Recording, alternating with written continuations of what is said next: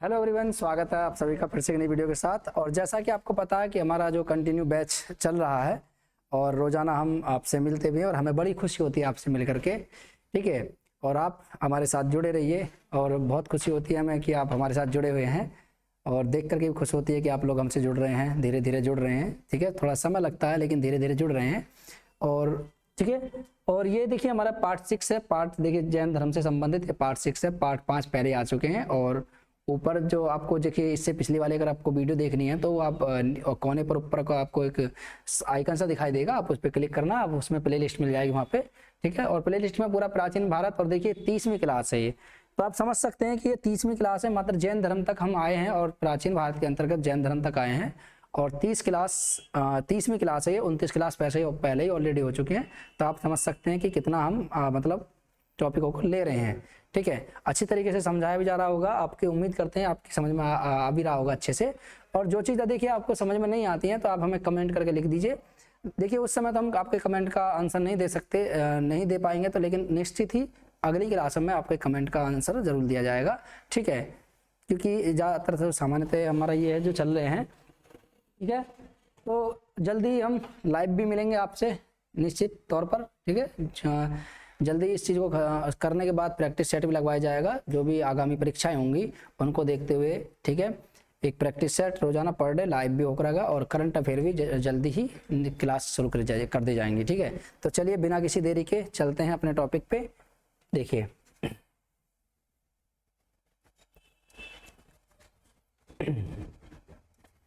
अब इसके अंतर्गत जो हमने चीजें पढ़ी अभी तक, जो पार्ट 5 में पहले पढ़ चुके हैं हम 1 से लेकर के 5 तक, तो पहले चीजें पढ़ी देखिए धार्मिक आंदोलन, उदय, जैन धर्म, भगवान आदिनाथ के बारे में पढ़ा था। उसके बाद ऋषभदेव यानी भगवान आदिनाथ या ऋषभदेव इन्हीं का नाम है ये भी। उसके बाद जो हमने आगे पढ़ा पार्श्वनाथ के बारे में पढ़ा था और भगवान पार्श्वनाथ की आप तस्वीर भी देख सकते हो, देखिए ये रही, ठीक है। ये जैन धर्म के 23वें तीर्थकर थे।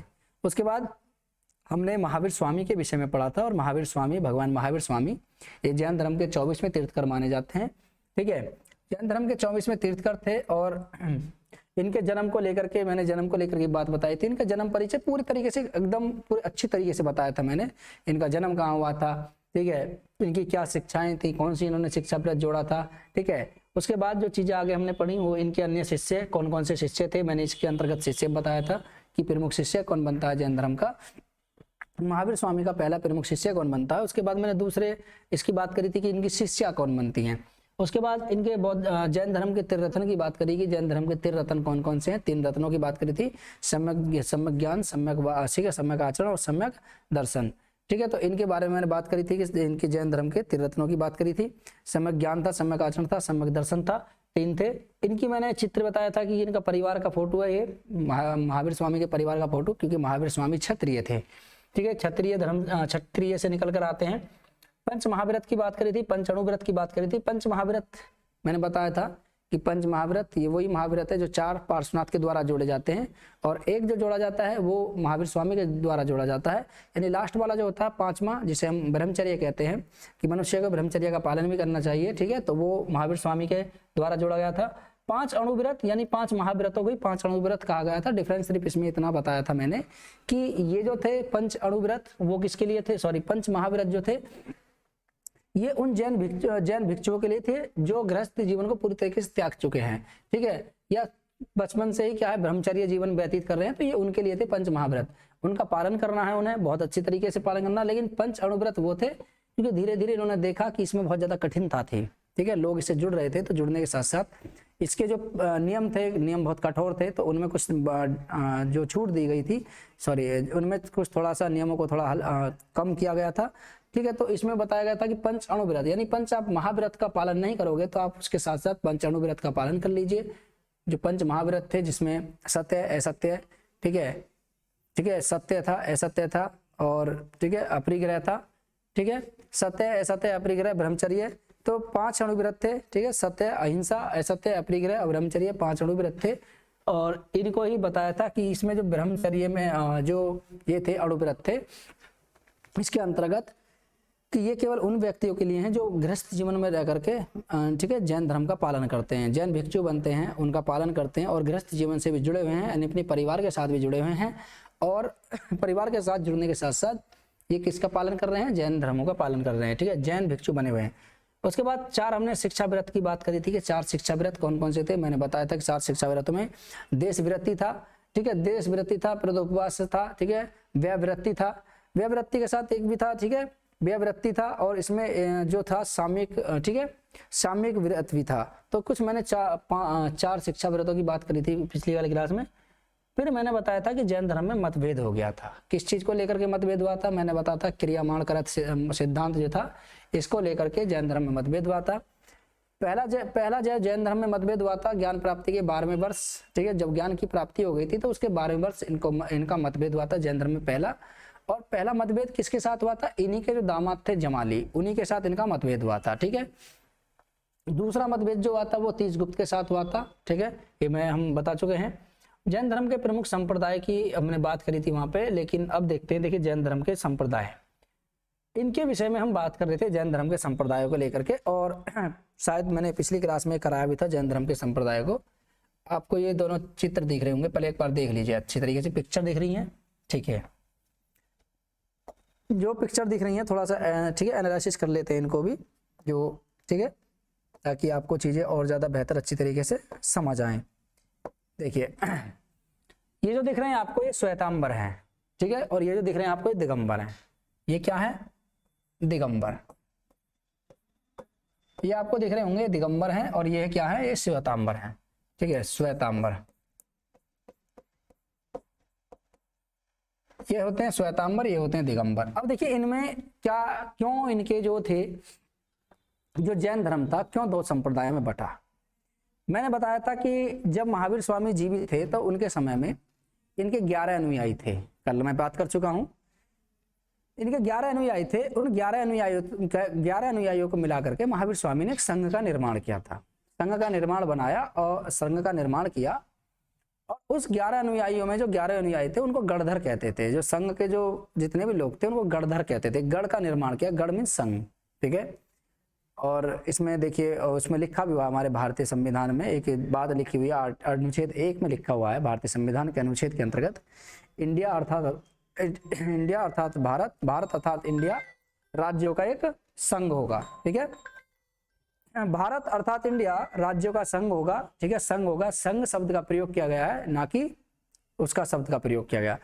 तो संघ शब्द का प्रयोग किया गया है उसमें कि जो गण है जितने भी हैं, ठीक है, कितने राज्य हैं हमारे सभी को पता, 28 राज्य और 8 केंद्र शासित प्रदेश हैं वर्तमान में अभी, ठीक है। पहले 9 केंद्र शासित प्रदेश थे, पहले 7 थे, फिर 9 हुए, फिर उसके बाद फिर से 8 हो गए हैं, ठीक है। ये दोनों को मिलाकर के एक जगह बना दिया गया है, ठीक है। तो ये थे, क्या थे? श्वेता। अब इनके बारे में बात करते हैं, ठीक है। सभी टॉपिक से हम थोड़ा हट भी जाते हैं, कभी फिर से टॉपिक पे आते हैं अपने में। तो जब ये थे, संघ बनाया था, तो संघ के एक एक समूह को इन्होंने, व्यक्ति को, ये जो अनुयायी थे 11 अनुयायियों को एक एक समूह दिया। तो इनके बारे में जो हमें जानकारी मिलती है, जो ये जो अनुयायी थे इनके बारे में मैंने बताया था कि एक जैन ग्रंथ है कल्पसूत्र, कल्पसूत्र से हमें इनके बारे में जानकारी मिलती है। उसके बाद जो सुधर्मन, ठीक है, जिन 11 के नाम बताया था मैंने, सुधर्मन और इंद्रभूति, ठीक है। कौन थे? सुधर्मन और इंद्रभूति, ठीक है, सुधर्मन और इंद्रभूति, ठीक है। ये 2 व्यक्ति ऐसे थे जो जीवित बचे थे, 2 व्यक्ति ऐसे थे जीवित बचे थे महावीर स्वामी के जीवन काल तक। उसके बाद बाकी सबकी 9 की मृत्यु कहाँ हो गई थी? मृत्यु हो गई थी महावीर स्वामी के समय में ही। अब ये 2 बचते हैं, तो दोनों में से सुधर्मन संघ के पहले अध्यक्ष बनते हैं, अध्यक्ष, अब बनते हैं अध्यक्ष। पहले तो समूह दिए थे, संघ बनाया था, लेकिन संघ का अध्यक्ष नहीं बनाया गया था किसी को भी। संघ के अध्यक्ष महावीर स्वामी तो अपने देखिए उससे संबंधित थे, लेकिन संघ के इन्होंने 11 लोगों को मिलाकर के संघ बना दिया था, लेकिन उसका अध्यक्ष किसी को नहीं बनाया था। अब जब बात आई थी, 9 तो खत्म हो चुके थे महावीर स्वामी के जीवन काल तक ही, तो बाद में संघ के अध्यक्ष बने थे सुधर्मन। सुधर्मन के बाद इनके संघ के अध्यक्ष बने थे जम्बू। जम्बू लगभग कम से कम 44 साल तक संघ के अध्यक्ष रहे। उसके बाद जो आते हैं इंद्रभूति, इंद्रभूति के बाद जो आते हैं, ठीक है, ठीक है, जो जम्बू के बाद इंद्रभूति नहीं आते हैं, जम्बू के बाद जो आते हैं, जम्बू के बाद आते हैं, नाम है इनका, ठीक है, उनका नाम होता है संभूति विजय। संभूति विजय जो होते हैं वो संघ के अध्यक्ष बनते हैं, और इन्हीं के शिष्य का नाम था उनका भद्रबाहु, ठीक है। ये भद्रबाहु वाले से संबंधित थे, ये व्यक्ति चित्र दिखाया गया है, ये आप ठीक है, ये दिगंबर हैं। आप ये मानिए कि यही भद्रबाहु थे, मान लीजिए आप इसको, तो भद्रबाहु ठीक है, कौन थे? भद्रबाहु। भद्रबाहु जो शिष्य थे वो थे किसके? वो थे आपके शिष्य थे, नाम था इनका संभूति विजय। संभूति विजय के वो शिष्य थे, ठीक है। अब संभूति विजय के शिष्य थे, तो जब ये भद्रबाहु संघ के अध्यक्ष बने, कौन बने थे? अध्यक्ष बने थे, तो उस समय मगध में शासन था किसका? मगध में शासन था चंद्रगुप्त मौर्य का। चंद्रगुप्त मौर्य का। चंद्रगुप्त मौर्य उस समय मगध में शासन कर रहे थे, और उसी समय देखिए चंद्रगुप्त मौर्य जो थे वो जैन धर्म के प्रमुख अनुयायी थे, कट्टर अनुयायी थे, जैन धर्म को मानते थे, बहुत ज्यादा मानते थे। जैसे आज भी है, बहुत से लोग ठीक है हिंदू धर्म को मानते हैं, बहुत से लोग मुस्लिम धर्म को मानते हैं, मुस्लिम धर्म को मानते हैं, और जैन धर्म को मानते हैं। लेकिन कुछ ऐसे होते हैं, जैसे मान ली हिंदू को या हिंदू ऐसा हो जो जैन धर्म को ज़्यादा मानने लगे, बहुत ही ज़्यादा कट्टर मानने लगे कि मैं जैन धर्म के लिए कुछ भी कर सकता हूँ, मैं बौद्ध धर्म के लिए कुछ भी कर सकता हूँ, मैं मुस्लिम धर्म के लिए कुछ भी कर सकता हूँ, ठीक है। अभी आपने देखा होगा जब पाकिस्तान में कुछ गतिविधियाँ होती रहती हैं, बार बार भारत में आते रहते हैं, तो वहाँ पे क्या वो जिहाद को लेकर के आते हैं कि हम जिहाद फैलाएंगे, ठीक है। खुद भी नहीं पता होगा उनको क्या मतलब होता है उस चीज़ का, ठीक है। तो कुछ असामाजिक तत्व होते हैं, चलिए उनको हम टॉपिक से बाहर रखते हैं। तो ये जो क्या था, जब महावीर स्वामी, ठीक है, सॉरी महावीर स्वामी नहीं, जब भद्रबाहु थे तो उस समय मगध में शासक था चंद्रगुप्त मौर्य। तो चंद्रगुप्त मौर्य के समय में मगध में 12 साल का अकाल पड़ता। अकाल बहुत ज़्यादा स्तर पे पड़ता है, खाने पीने की चीज़ें कमी हो जाती हैं, ठीक है, यानी लोगों के उस पर प्रभाव पड़ता है, दैनिक जीवन पर प्रभाव पड़ता है। इस चीज़ को देख करके तो चंद्रगुप्त मौर्य अपने बेटे यानी बिंबिसार के पक्ष में अपना राजपाट त्यागते हैं और भद्रबाहु के साथ सीधा कहाँ चले जाते हैं? श्रवणबेलगोला, कर्नाटक चले जाते हैं। वहीं पर एक विधि होती है संलेखना विधि, इससे अपने प्राण त्याग देते हैं, और वहीं पर ही संलेखना विधि से अपने प्राण त्याग देते हैं। और बाद में जब मगध में अकाल खत्म होता है तो भद्रबाहु अपने अनुयायियों को लेकर के चले आते हैं कहाँ? मगध में। जब मगध में अकाल खत्म हो जाता है तो वो कर्नाटक से सीधा प्रस्थान करते हैं मगध की तरफ। कर्नाटक, ठीक है, और मगध और कर्नाटक के बीच में बहुत लंबी दूरी है। देखिए जैसे मगध यहाँ पे है तो कर्नाटक यहाँ पे है, इतनी लंबा गैप था इसके बीच में। मगध कहाँ पर है? मगध पड़ता है आपके बिहार में, और कर्नाटक कहाँ पड़ता है? कर्नाटक तो आपको पता है कर्नाटक राज्य है, और कर्नाटक राज्य में एक जगह का नाम है श्रवणबेलगोला। कभी आप जाइए, बहुत अच्छी जगह है श्रवणबेलगोला, वहाँ पर आपको मंदिर भी मिलेंगे देखने के लिए, बहुत अच्छी जगह है, फेमस जगह है काफ़ी, ठीक है, धार्मिक स्थल भी है वहाँ पे। तो यहीं पर आपको दिखाई दे जाएगा जाने कभी।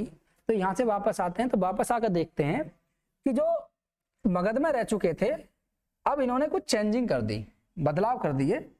और बदलाव जो किए थे, बदलाव किस चीज को लेकर किए थे? देखिए महावीर स्वामी नगन अवस्था में रहते थे। कैसी अवस्था में रहते थे? नगन अवस्था में।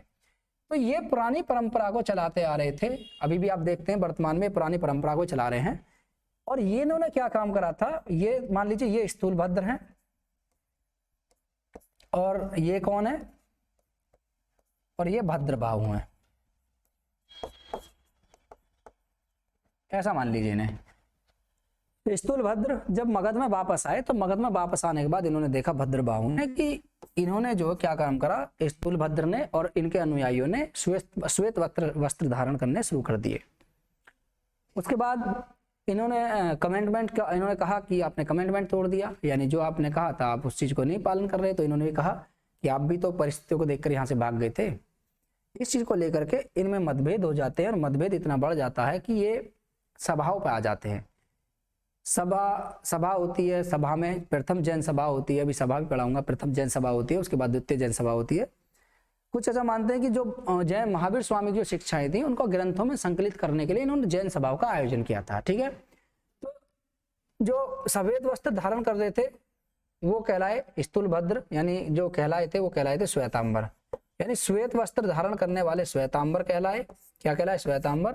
और जो नगन रहने वाले थे, यानी नगन अवस्था में रहने वाले थे, वो क्या कहलाए? वो दिगंबर कहलाए। क्या कहलाए जी? दिगंबर।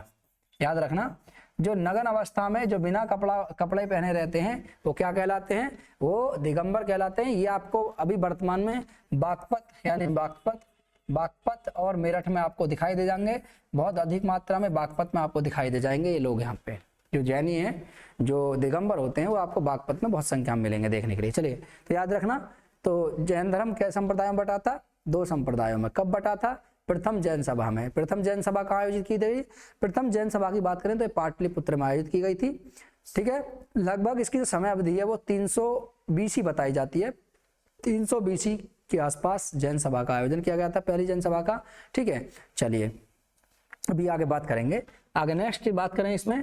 ठीक है, तो ये देखिए ये श्वेतांबर है और दिगंबर है। ठीक है, तो ये श्वेतांबर है, दिगंबर कहलाए। अब जैन सभा की ही हम बात करते हैं। देखिए इनके कुछ उपसंप्रदाय भी हैं, जो ये जो संप्रदाय थे इनके कुछ उपसंप्रदाय भी हैं। जैन धर्म के संप्रदाय के कुछ उपसंप्रदाय भी हैं। ठीक है, जैसे डेरावासी, पुडेरावासी, 20पंथी, थेरापंथी, इस प्रकार से इनके कुछ उपसंप्रदाय भी हैं। ठीक है, ज्यादातर उनसे पूछा नहीं जाता है, आप याद रखना। ठीक है, ये आगे नेक्स्ट बात करें जैन सभाओं को लेकर के। ठीक है, प्रमुख जैन सभाएं कौन कौन सी? 2 जैन सभाओं का आयोजन किया गया था। और आयोजन का कारण क्या था? अभी आयोजन का बताते हैं। देखिए आयोजन क्यों, कारण था जैन सभाओं का आयोजन का कारण याद रखना, कभी कभी पूछ लेते, याद रखना। जो महावीर स्वामी की शिक्षाएं थी, महावीर स्वामी की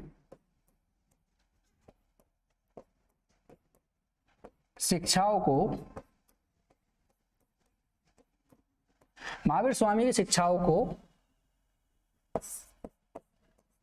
ग्रंथों में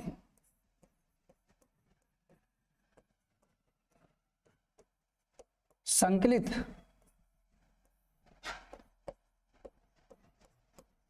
करने के लिए, ठीक है, महावीर स्वामी की शिक्षाओं को ग्रंथों में संकलित करने के लिए इनका आयोजन किया गया था सभाओं का। क्रम से 2 प्रमुख सभाएं हुई थी। कितनी सभा हुई थी? संख्या कितनी है इनकी सभाओं की? 2। संख्या कितनी है? 2 थी। ये कितनी थी? 2। ठीक है, तो जैन सभाएं थी 2। अब कौन कौन सी थी जैन सभा? तो पहली जैन सभा की अगर हम बात करें तो पहली जैन सभा हुई थी, पहली जैन सभा, प्रथम जैन सभा। तो इसके बारे में हम अगर बात करें पहली जैन सभा के विषय में, देखते हैं पहले शायद है या नहीं। ठीक है, आगे चलिए, तो यहां लिखते हैं हम प्रथम जैन सभा। प्रथम जैन सभा, ठीक है, प्रथम जैन सभा। ठीक है, समय कब हुई थी? स्थान याद रखना, पूछा जाता है जी, बहुत ज्यादा क्वेश्चन आते हैं। स्थान, ठीक है, अध्यक्ष और ठीक है अन्य महत्वपूर्ण तथ्य है।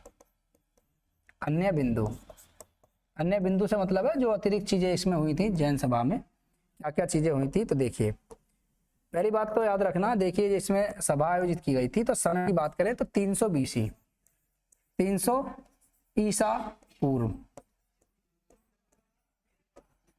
300 ईसा पूर्व।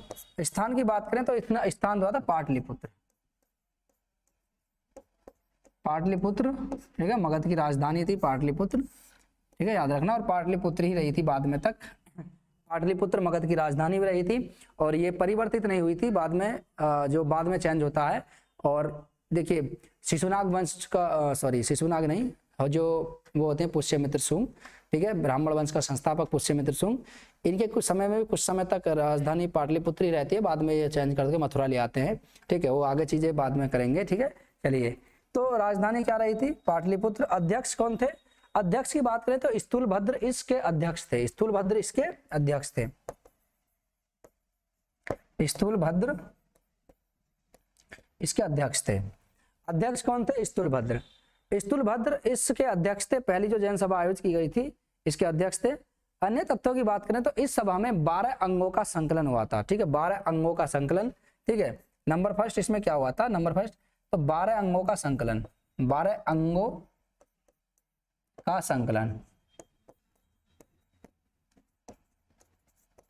12 अंगों का संकलन हुआ था। इसमें सबसे पहले की बात तो ये कि 12 अंगों का इसमें संकलन हुआ था। ठीक है, अंग मतलब ये थे कि इसमें कुछ नियम कानून बने हुए थे किस चीज को लेकर के, जो जैन भिक्षु थे, जैन चीजों, ठीक है, जैन धर्म से संबंधित जो भी व्यक्ति जैन धर्म में जुड़ेगा, इनसे संबंधित कुछ इसमें नियम उपनियम कुछ जोड़े गए थे। इसके अंदर इसे अंग कहा गया था। 12 अंगों का इसमें संकलन किया गया था। इस सभा में देखिए ठीक है, दोनों ही इसी सभा में, ठीक है, जैन धर्म दो भागों में बटा था, ठीक है, इसी सभा में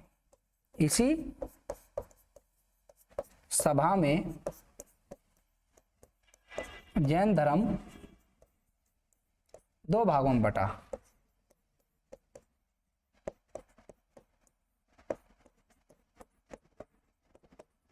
ठीक है, अब देखिए दो भाग कौन कौन से, अभी हमने बात भी करी थी जिनकी, पहला था, ठीक है,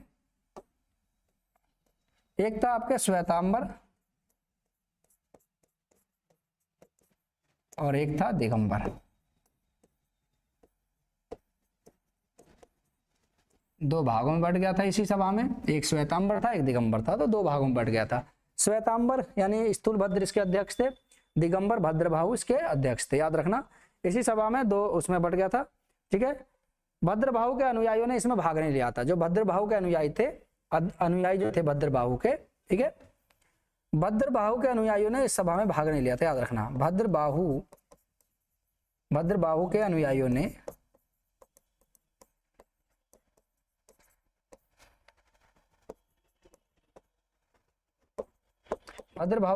ने इसमें भाग नहीं लिया।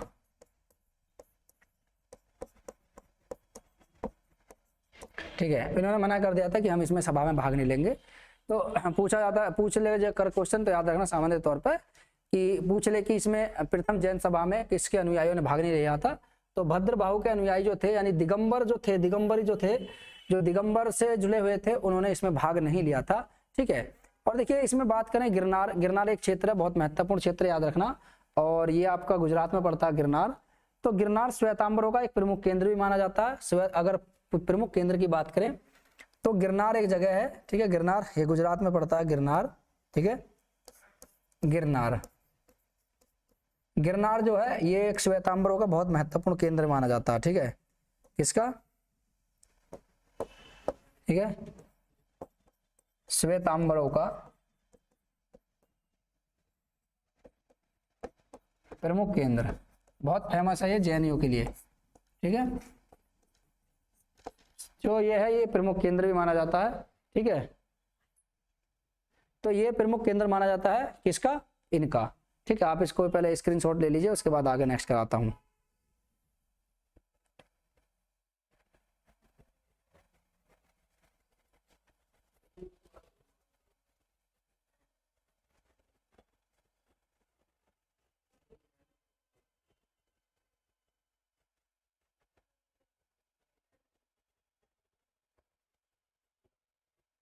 चलिए आगे नेक्स्ट बात करें। ठीक है, अच्छा देखिए प्रथम सभा यहाँ पे लिखी हुई है, चलिए वो थोड़ा सा वो हो गया। ठीक है, देखिए प्रथम सभा, चलिए पहले द्वितीय सभा कर लेते हैं, उसके बाद उस पर चलेंगे। ठीक है, द्वितीय सभा, ठीक है, दूसरी सभा की बात करें तो इसमें दूसरी सभा की बात करें, देखिए द्वितीय सभा, तो जैन धर्म की द्वितीय सभा। ठीक है, स्थान कहां पर आयोजित की गई थी, समय, अध्यक्ष, तो पूछा जाता है अन्य पॉइंट, अन्य बिंदु जो इनसे जुड़े हुए होते हैं। ठीक है, अन्य बिंदु। तो इसमें देखिए अगर हम बात करें इसकी द्वितीय जैन सभा की, तो देखिए स्थान की बात करें तो स्थानीय देखिए ये वल्लभी यानी गुजरात, वल्लभी गुजरात में इसका आयोजन किया गया था। वल्लभी गुजरात में इसका आयोजन किया गया था सभा का। इस सभा का जो आयोजन किया गया था वो वल्लभी गुजरात में इसका आयोजन किया गया था। समय की बात करें तो 500, ठीक है, कितना 513 एडी, ये एडी में हुई थी, या 526 एडी, या 526 एडी, 513 एडी या 526 एडी में इस सभा का आयोजन किया गया था, द्वितीय सभा। ठीक है, कुछ मतभेद रह गए थे इसमें कुछ, ठीक है, कुछ चीजों को लेकर के फिर से इनमें पुनः मतभेद हो गया था, और इस चीज को लेकर के इस सभा का फिर आयोजन किया गया था। ठीक है, तो 513 एडी या 526 एडी इस सभा का आयोजन किया गया था। अध्यक्ष कौन थे इसमें, ठीक है, देखिए अध्यक्ष की बात करें तो देवधिगण या क्षमा श्रवण, देवधिगण या क्षमा श्रवण, ठीक है, देवधिगण